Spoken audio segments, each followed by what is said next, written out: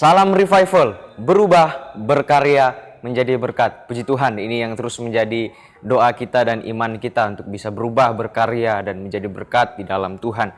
Mari sama-sama kita akan kembali belajar tentang kebenaran firman Tuhan. Langsung saja kita buka Alkitab kita di dalam Amsal pasal yang ke-11 ayat yang ke-8.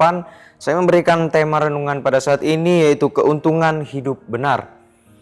Kita baca di ayat yang ke-8 Amsal 11 dikatakan, orang benar diselamatkan dari kesukaran, lalu orang fasik menggantikannya. Puji Tuhan, ayat ini sangat menegur bagi kita sebagai umat-umat Tuhan.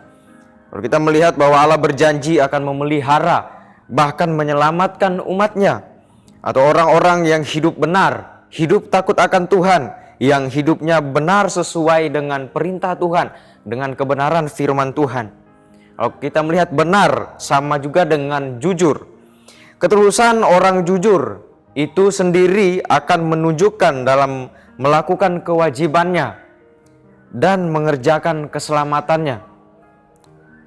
Ya, ketulusan sebagai orang jujur membuat dia kokoh, membuat dia tidak perlu takut akan badai hidup yang terjadi, yang menerpa kehidupannya, karena ia orang yang benar, yang jujur, yang tulus, benar-benar percaya kepada Tuhan, berpengharapan kepada Tuhan, melakukan setiap perintah Tuhan, sehingga ia tidak takut akan apa yang terjadi di dalam kehidupannya, karena ia tahu bahwa Tuhan akan menolong, Tuhan pasti menolong, dan Tuhanlah menjadi pengharapan di dalam kehidupannya, kehidupan kita semua umat-umat Tuhan yang percaya kepada Tuhan. Kalau kita melihat di dalam Daud di dalam Mazmurnya pasal yang ke-25 ayat yang ke-21 mengatakan, ketulusan dan kejujuran akan mengawal aku atau mengawal kita. Kejujuran dan ketulusan akan mengawal setiap umat-umat Tuhan yang terus percaya kepada Tuhan. Dikatakan selanjutnya, bagi orang yang menanti-nantikan Tuhan, ya. Bagi orang yang menanti-nantikan Tuhan, akan terus ada pengawalan bagi kita atau penjagaan dari Tuhan, perlindungan daripada Tuhan. Tuhan yang akan selalu melindungi apapun keperluan kita, pasti Tuhan akan mencukupi segalanya. Dan Tuhan akan pasti akan membuat berhasil segala apa yang kita kerjakan. Karena apa? Karena kita terus menanti-nantikan Tuhan. Menanti-nantikan Tuhan artinya adalah hidup merindukan akan Tuhan, percaya sungguh, percaya penuh kepada Tuhan, dan berpengharapan hanya kepada Tuhan. Ya, Tuhan memberkati orang yang hidupnya benar, orang yang hidupnya menanti-nantikan Tuhan. Tuhan memberkati orang yang percaya, berpengharapan kepada Tuhan. Kalau kita melihat kriteria orang benar yang Tuhan mau, kita akan melihat, adakah orang, kalau kita bertanya-tanya, adakah orang di dunia ini yang hidupnya benar? Apa ciri-ciri orang benar? Bagaimana sih kehidupan seorang yang hidupnya benar? Atau apa yang Tuhan lakukan terhadap orang benar? Jika kalau kita yang tahu, ya, kontes yang namanya kontes Miss Universe atau juga Miss World punya kriteria, ya, mereka mempunyai kriteria untuk menjadi pemenang, seorang Miss Universe. Maka Tuhan juga punya kriteria kepada manusia, kepada kita yang memelihara hidup benar di hadapan Tuhan. Oleh sebab itu marilah kita tetap hidup benar, hidup tulus, hidup jujur di hadapan Tuhan. Kita harus hidup sesuai dengan firman Tuhan, sesuai dengan perintah Tuhan. Kita melihat kriteria orang benar menurut Alkitab. Kalau kita melihat di dalam kehidupan kita sehari-hari, kita bisa melihat banyak orang ingin dirinya dicap sebagai orang benar, namun tidak mempunyai, namun terkadang orang-orang tersebut tidak mempunyai dasar kebenaran itu sendiri. Mereka tidak mengetahui dasar kebenaran itu sendiri. Yang padahal kebenaran itu adalah di dalam Tuhan kita Yesus Kristus. Ada orang yang menyebut dirinya orang benar menurut pandangannya sendiri. Jika kita menyebut diri kita orang benar, kita harus memenuhi standar yang Tuhan berikan, standar yang firman Tuhan tuliskan, standar yang Tuhan mau di dalam kehidupan kita. Kalau kita melihat di dalam Kejadian pasal yang ke-7 dan Ayub pasal yang pertama, ayat yang pertama kita menemukan, kita bisa melihat kriteria seorang yang hidupnya benar. Kalau kita melihat dari semua orang yang hidup di zaman Nuh pada saat itu, Tuhan mendapatkan hanya satu pribadi yang cocok dengan hatinya, yang takut akan Tuhan, yang hidupnya benar akan Tuhan. Pribadi yang benar-benar menyenangkan hati Tuhan. Orang yang hidupnya benar, yaitu Nuh. Sehingga Tuhan tidak segan-segan menyebut Nuh adalah orang benar. Tuhan tidak segan-segan menyebut Nuh dengan sebutan orang benar. Karena Nuh memang benar-benar percaya mendengarkan perintah Tuhan, mendengarkan firman Tuhan. Apa yang firman Tuhan katakan kepadanya itu yang dia lakukan. Mari kita sama-sama akan melihat kriteria orang benar yang Tuhan mau. Yang pertama adalah saleh. Dalam arti yang lebih sederhana kita melihat adalah tidak terdapat kesalahan dan tak bercacat. Kalau dalam konteks kehidupan kita sehari-hari, kita bisa melihat adalah mengerjakan setiap tugas, setiap tanggung jawab kita dengan tulus, dengan bersungguh-sungguh. Dan tentunya kita semua yang memiliki tanggung jawab di dalam kehidupan kita, kita harus lakukan dengan sungguh-sungguh. Terlebih lagi kita sebagai umat-umat Tuhan yang mengerti akan firman Tuhan. Karena Tuhan mengatakan bahwa orang yang hidupnya benar, Tuhan tidak segan-segan menyebut orang itu adalah jujur. Tuhan tidak segan-segan menyatakan bahwa orang itu jujur, orang itu benar kalau ia melakukan, percaya, terus merindukan akan Tuhan, hidupnya saleh di hadapan Tuhan. Dan yang berikutnya kriteria orang benar yang Tuhan mau adalah jujur. Ya, dalam bahasa asli Ibrani dikatakan yasar. Kata Indonesia yang lain adalah tulus, polos, terus terang, sebenarnya atau sesungguhnya dan lurus. Jadi jujur adalah pribadi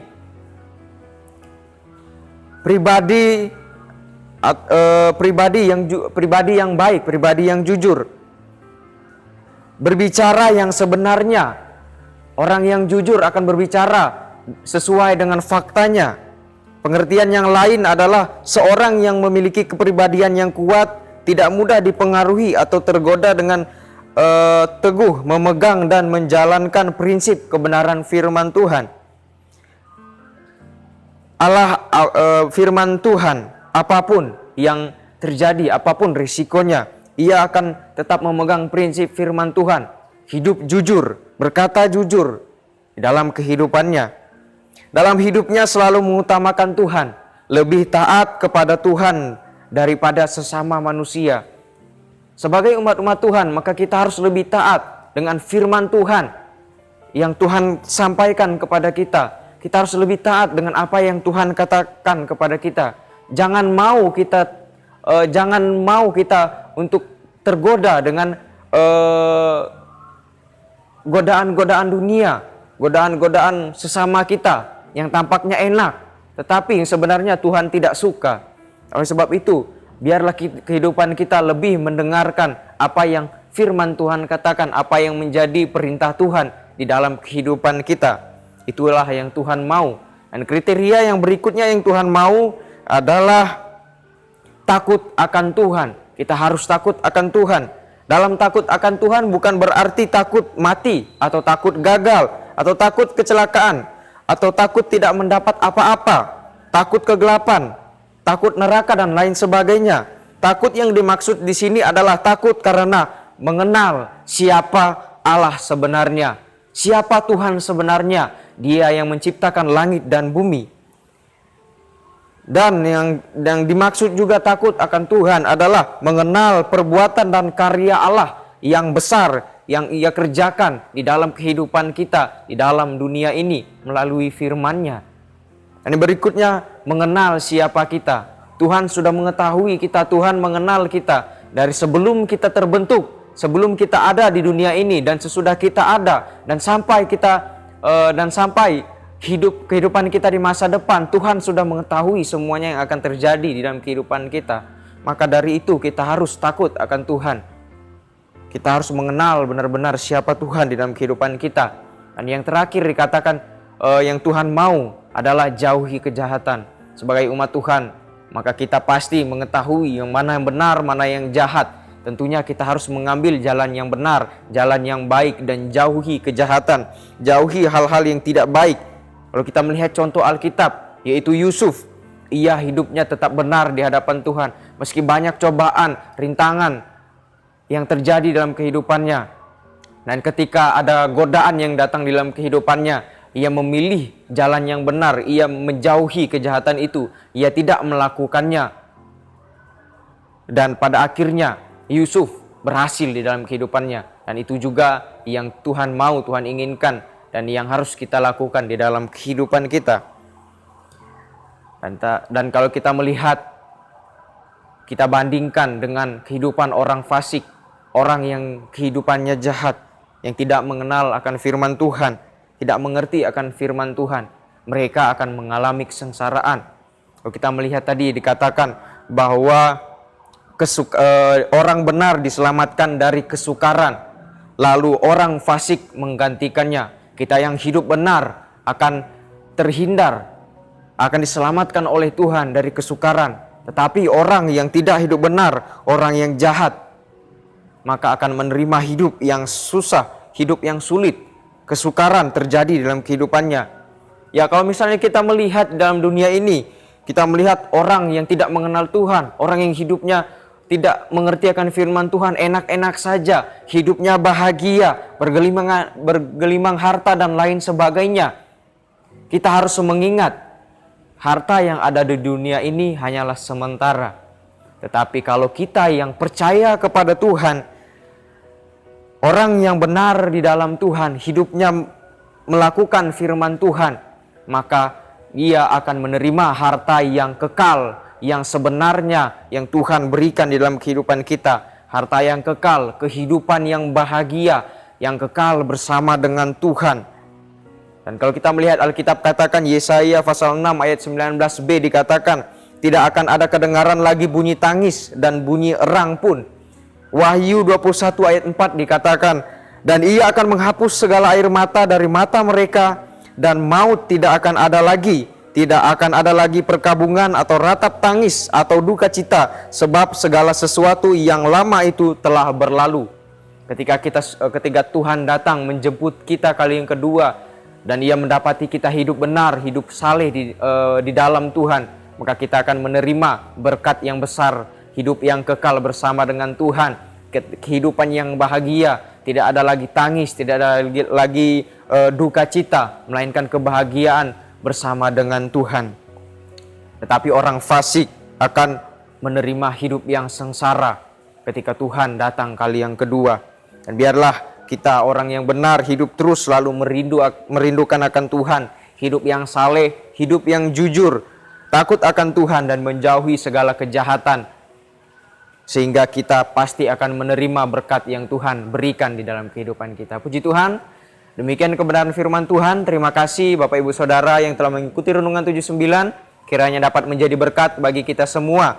Dan bagi Bapak Ibu Saudara-saudari yang ingin menceritakan kesaksian, baik mujizat, kesembuhan, atau ingin menceritakan masalah keluarga dan lain sebagainya, dapat disalurkan melalui chat WhatsApp di nomor 081327420088. Puji Tuhan, kita akan berdoa untuk kebenaran firman Tuhan.